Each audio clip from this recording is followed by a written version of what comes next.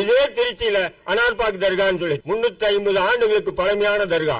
அந்த தர்காவை என்ன பண்றாங்க, அந்த தர்காவுக்கு பின்னாடி உள்ள இடம், அந்த பின்னாடி உள்ள இடம் முன்னாள் காங்கிரஸ் எம்பி அடைக்கல் ராஜுக்கு சொந்தமான இடமா.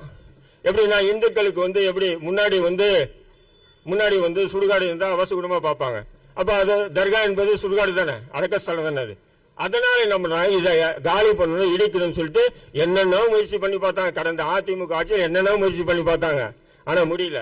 திமுக ஆட்சிக்கு வந்தோடனே சாட்சியாத்து யாரும் இல்ல, தமுமுகவினுடைய எம்எல்ஏ இருக்கக்கூடிய அப்துல் சமது இன்னும் சில பேர் போய் உட்கார்ந்து நேரு கூப்பிட்டு உட்கார வச்சு பேசி ஒரு பெருந்தொகை கைமாறுது. அதன் பிறகு என்ன பண்றாங்க, அந்த இடத்தை இரவோடு இரவா புல்டோசர் வச்சு இடிச்சிட்டாங்க. வக்போர்டு போய் கேட்கணுமா இல்லையா?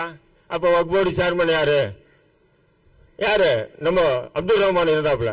உண்மையான நேர்மையானவன் இருந்தானா, டேய் வக்போர்டு அதுவும் 300-400 ஆண்டு பழமையான தர்காவை எப்படி இடிச்சுன்னு கேட்கணுமா இல்லையா? பொத்து ஏன்னு சொன்னா தலைமை உத்தரவு. ஏன்னா அவருக்கு வக்போர்டா நியமிச்சது அவங்க தானே, அவர் எப்படி அந்த தலைமைக்கு எதிர்த்து பேச முடியும்?